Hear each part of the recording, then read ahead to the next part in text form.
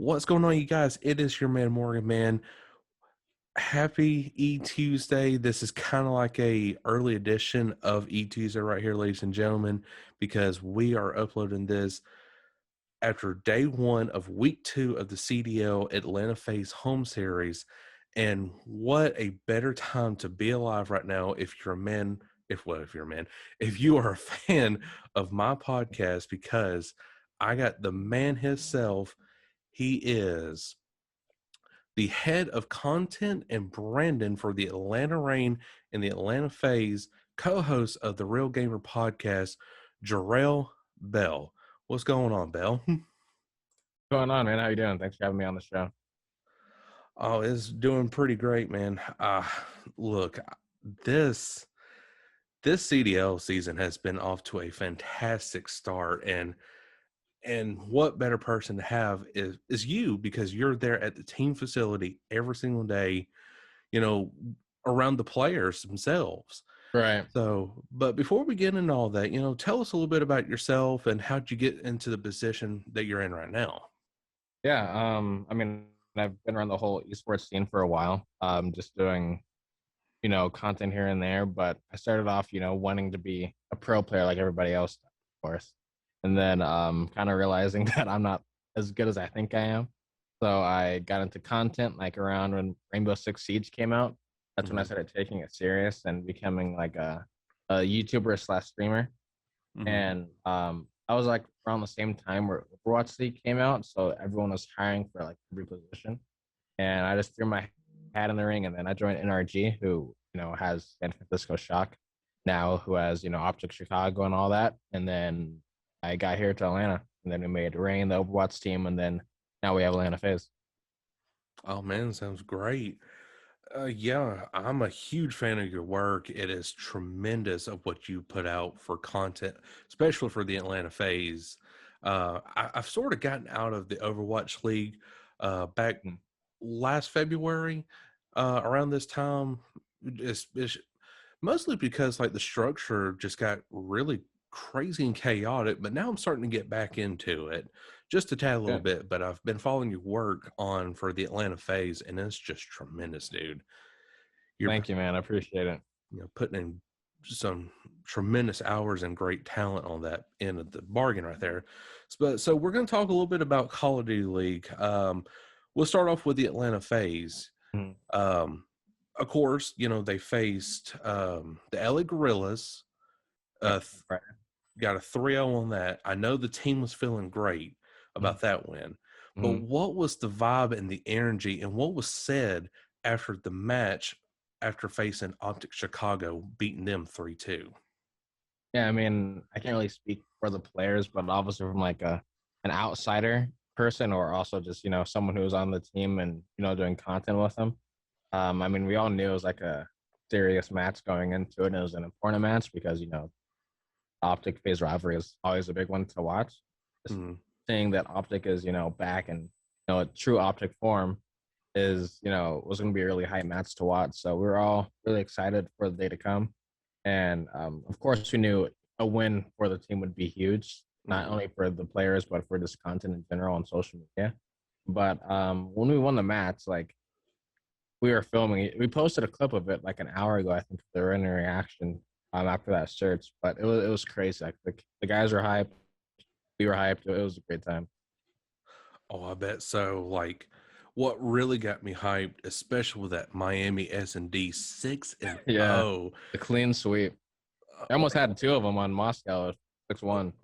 Oh yeah, like definitely. What was it, 6-1 on Moscow? And like, but like, I know everybody in the chat was going crazy saying, "Oh yeah, the old OpTic's back," choking in S&D. I was like, no, OpTic's a great S&D team, but just FaZe just had their number throughout this entire series whenever it comes to that.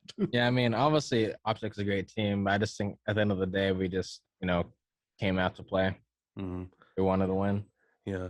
And honestly, yeah, I named aBeZy like the MVP of that series right there, because he was just ecstatic, 1v1 in Scump on Miami. Like, that guy was fucking nuts. Mm-hmm. That guy deserves MVP for sure. Mm-hmm. And definitely Sim, of course he had a tremendous day as well. Mhm. All of them did. And in our cities, I say this on my podcast a lot. Our cities, I think personally was a great substitution for Mhm. your major maniac in the S&D role. I Yeah, I think so think personally. I mean Major Maniac's insane at certain for he saw versus Dallas. Mm-hmm. There he was putting on a clinic. Like that guy, whatever you're down a certain story versus Minnesota or whatever team Mike's on, like Mm-hmm. just good luck because this guy is insane at Call of Duty. But of course, last year we all had young players. No one really had that IGL like role. I mean, of course we had Crowder who's the coach, but he wasn't like a player per se. Mm-hmm. But now that we have varsity, he's not like an old player, but he's definitely has more experience than all of our guys on the team. So I think he really like fit in well, being like kind of the leader of the group and kind of rallying the troops when we're down or we're up against a tough opponent. So I think it was a good fill in for him. I Mm-hmm. think he fits well on the team. Yeah. Yeah, like with Rocker last season in Modern Warfare, they struggled in S&D. Mm-hmm. And I mean, they were winning their S&Ds, but that was whenever we was on LAN until I think March or April. And then after we switched to the online format throughout the rest of the season, then the S&D kind of like Yeah, just they kind of digressed. struggled a bit last year online.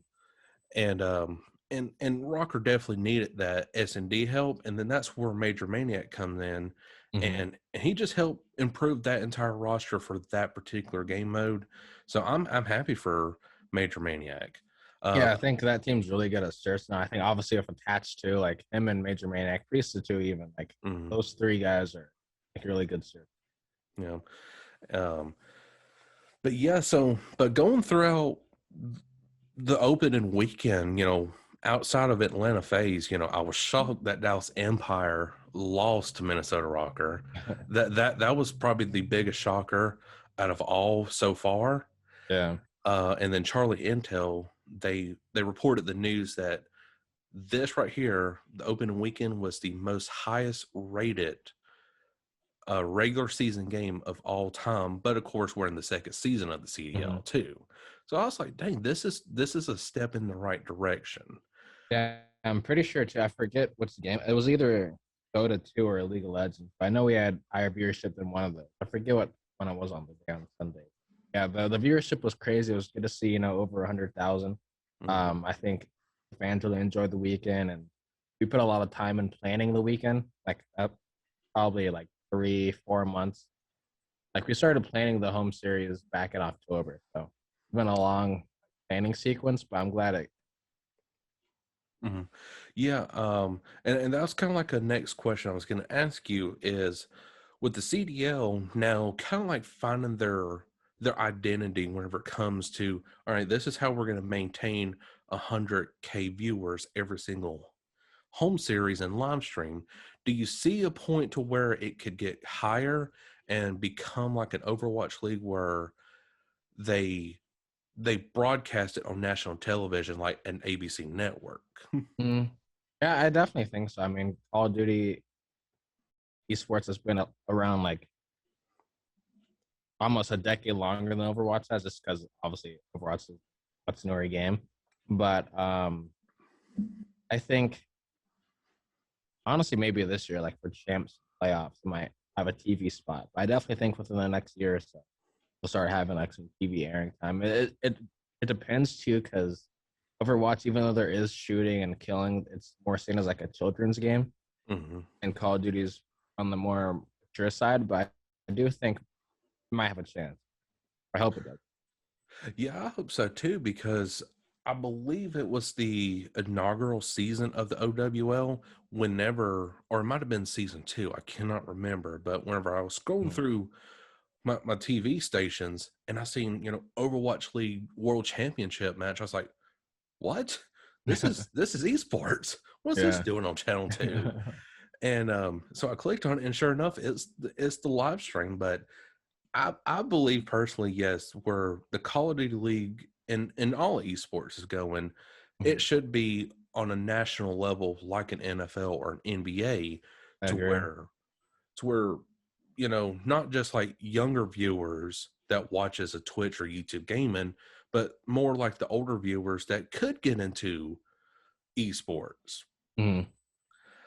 Um, so now going back into like more like the other teams and all that, outside of Atlanta FaZe, who do you honestly think, as a way early prediction, could kind of go into COD champs in probably July? I believe it would be, or August. Who do you think would have a shot outside of FaZe? Because right now FaZe is the top dog, but I want to see kind of who else could be at that higher level with FaZe. Mm. Well, right now we're tied for first of LA Thieves. Mm-hmm. LA Thieves is a really good team too. Oh yeah.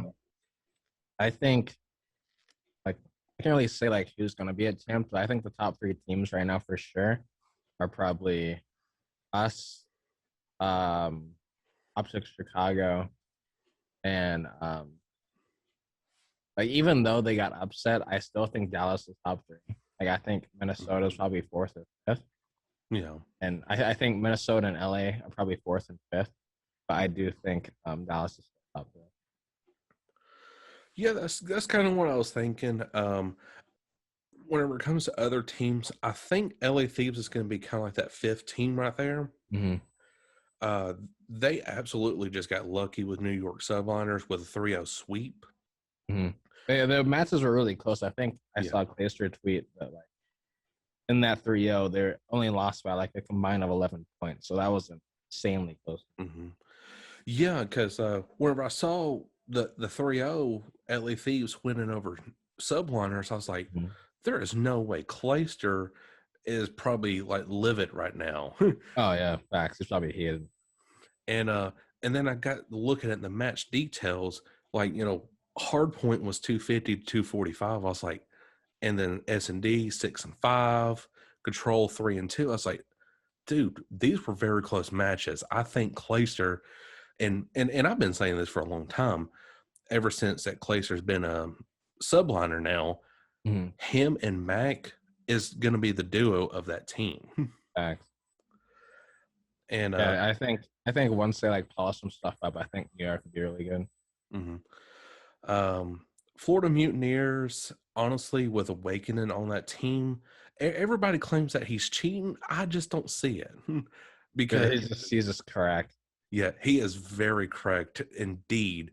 But he's just got that IQ that I just don't see other players having right now. He has a Mm-hmm. great sense of where you're going to spawn it and how you're going to turn in on certain corners. Right. And everybody, of course, in the streams like, oh my god, he's cheating, he's using that second monitor.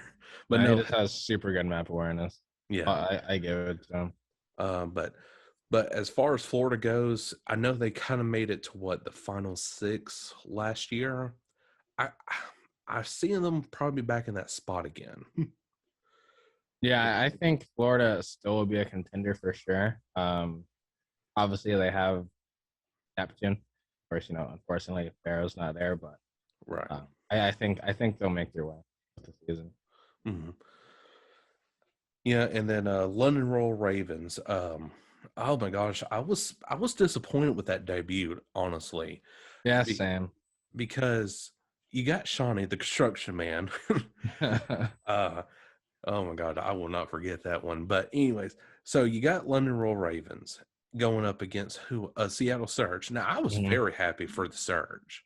Like, they get the mhm. very first non-LA Gorillas win, and I was happy for mostly Octane, because he kind of built that team right there to what Right. he wanted, and it was great overall. But I kind of expected London to win that series because Yeah, just I do too. Like I think I don't think they practiced with Paris for long enough. I mean, not Paris, Parasite for long enough.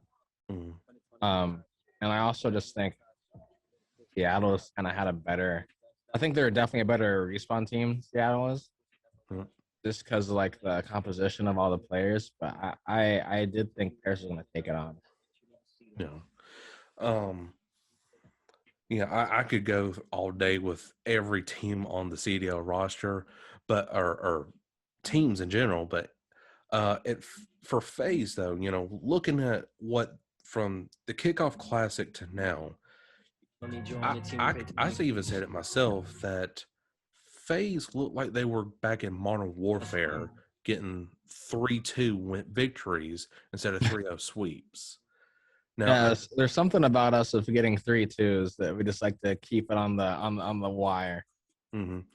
and I mean, ultimately you're still getting the win, but at the same time, these were against teams that were at the lower tier of the CDL points that you should have Mm-hmm. been 3-0 in. Yeah, I um, mean the way I see it, and also the way it like Crowder says the same thing too, and like some of the players, like even though like we're seen as a super good team, like the top team or top three team, whatever. Like at the end of the day, like the league has 12 teams, and those are the best players in the world. Like mhm, we're not playing against like just sub players all the time. So right. even though we like 3-0 them or 3-2 them, like even if it seemed like a blowout, like the people we beat are still like the top players of the entire world. So sometimes like it doesn't go our way and we get 3-2 or we lose 2-3. And Mhm. sometimes we're just on our game when we win 3-0. So it always varies. Yeah. Yeah, and I mean, and at that point, it started concerning me. And even with the CDL Kickoff Classic, it concerned me. I was like, yes, FaZe is back in that Modern Warfare attitude where Mhm. they take it to the absolute limit, win it, even though we didn't win against Mutineers at the Kickoff Classic. But I was worried then. But then whenever they came out swinging 3-0 in the Gorillas, I was like, yes, they finally found something in their gameplay style to finally get these matches to where they can win comfortably. Now, of course, OpTic Chicago, and of course, you're going up against world champions right there. Mhm. So, of course, that would be a 3-2. I would hope it was. Yeah, I mean, of course, like OpTic is an insane team, but at the same time, like even though all our players are still really young, like 3 out of the 4 of them on the team are also world champions, so they still have that experience. I played against them before. I think with just Florida, like I remember RSD saying this. And I don't speak for them, but like I remember them saying RSD was saying that he's still trying to get used to how the guys play because the 3 of them are busy selling and Sim. They play extremely fast, and RCD's being the main AR that he is, he kind of has to play slower than they do. Mhm. So I think at the time when we did play Florida, he was still trying to, get used to the 3 of them, their play style. So I think that might have had something to do with it. But I think now, after this weekend, definitely, I think it shows that we made some major improvements and, we're ready for the season. Oh, yes, definitely. Now, since got some very good victories on their belt, I think FaZe has finally found their identity and could be a very dangerous team. Mm-hmm. Um, Now, I do want to switch over to the Overwatch League. Now, granted, I don't really know a lot of the players no more Mm-hmm. because it has been now almost a year since I haven't watched the OWL, but I have been reading some articles and other things. First of all, Overwatch 2, the new Yeah. video. Now, that's being reported as what, spring of 2024 or 22? Honestly, I don't even know when it's coming out. Like, it's supposed to come out this year. Then it got delayed to like the summer, and now it says like 2044, 2024, not 2044. Yeah, I have honestly no idea when it's coming out. Yeah, because I mean, it's crazy to think about that because you got Overwatch 1 right here that came out in 2015, 2016, Mhm. and then now here we are in 2021, and there ain't still no like solid news of Overwatch 2. But Right. um, if an Overwatch 2, let's just say, dropped tomorrow, how would that change the impact of the OWL as it is today? Um, I mean, Overwatch 2, honestly, it doesn't have that many differences from Overwatch 1. Like, it's gonna be like I think it's a new engine, like a new server. Hmm. But from like a competitive standpoint, there's not gonna be that much differences with the game. So I don't think it's gonna. I think it's gonna definitely refresh it. Like it's gonna give like the community a sense of like something new. But at the same time, I don't think Overwatch League will really be that much. That makes sense. Right. And speaking of the OWL, I'm hearing the spring of this year, right? Maybe I hope so. Yeah, because it's really odd because the Call of Duty League and the OWL started pretty much the same weekend last year, Mhm. and I think even seasons past, or well before the CDL, they started in pretty much early February. Yeah. I, I'm just still just kind of confused of why they chose, if it's going to be true, spring of this year. Well, I think it was just because Overwatch 2 was supposed to come out in spring of this Hmm. year, so they kind of built their schedule around that. But now that it got delayed, I maybe they couldn't change it back. So Hmm. I mean, even though it can't be in like January, February like it usually is, I think April's fine. Like it's not too late in the Hmm. year, but yeah, I wish it was earlier. Yeah, and plus too, it could give them time. Now, of course, COVID has impacted a lot of Mhm. things that we do in our daily lives. Maybe they could do something like what the CDL did of improved graphics, because I definitely love that. Like Atlanta background in like a CDL studio. I You love like that. that? Um, I honestly like I wasn't a fan of the virtual stage or whatever they called it. It was because like the cameras, like whenever someone moves slightly, it just so distorted, and it was just the way it was like positioned was kind of weird for me. But I do like the improvements they're trying to go in. I mhm. definitely think if they'd make some tweaks, it'll be really really cool. But yeah, I definitely see how people like it. I think the skyline in the background kind of try to keep the the home series vibe intact. We're Mhm. having like the skyline of Atlanta. I think next week is we play Toronto. I don't know what home series is next week, but we play Toronto this week. Mhm. But I do like the feel of it kind of be Mhm. homey. Yeah, and that just instantly hit me with, okay, well, since OWL might start in spring of this year, maybe that's what they're doing with improved graphics and Mhm. everything else, because like you said, they probably had the plans of releasing whatever season this is along with OW2, All right. and then, just start like just fresh and, bigger than ever. Yeah. So, but I think that we'll personally see, or I think personally we can see just improved graphics from last year, because I do know this from the last season. It was that Cheez Its Groove commercial played constantly That was over. that, that was like CDL of Dragons. So the Jesus Groups was the meme of Overwatch League, just like Dragons was for CDL.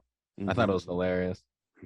And my favorite moment from last season, or not, it might have been 2 seasons ago, whenever DeFran still played for the Atlanta Reign. Hmm. It was on Hollywood, and I forget the other player that he Yeah, did. the Hollywood Graph. Yeah, that graph, that Hmm. that was, I was in the theater, because I was watching a movie, and then I was still watching that, and I'm like, oh Right. my god, oh my god. Yeah, the Hollywood Graph is immortalized in Overwatch. Hmm. Um, so yeah, so Jarrell, I really have enjoyed this time right here with you, man. I really do appreciate what the time that you've taken out to be a part of this podcast. The very first guest on Tuesday on the MorganMan Sports Podcast. Yeah, Def congratulations, dude. Your first one. How do you feel? Oh man, I feel great. I wanted someone with, the knowledge of the esports industry in here, and Mhm. and I, and I've been trying and trying. I was like, I'm just gonna just take a just shot in the wind and just see what happens. And I was blessed for Yeah, sure. I'm happy to be here, dude. Congratulations. So I do very much appreciate it. But guys, again, that's Jarel Bell at JB Prodigy on Twitter, head content and branding for the Atlanta Reign and Atlanta FaZe. And he's also the co-host of the Real Gamers podcast. Of course, all that information will be in the description below for you guys to check it out on YouTube in the audio format on the streaming platforms. Um, Jarrell, do you got anything else to say before we head out? No, just thanks for supporting the teams, and thanks for watching the podcast. Hope you hope you have the best of luck with this podcast. All right, and I do appreciate it so much. And Jarrell, again, appreciate it. And and we'll continue to phase up every weekend. All right, appreciate it, man. No problem. Mhm.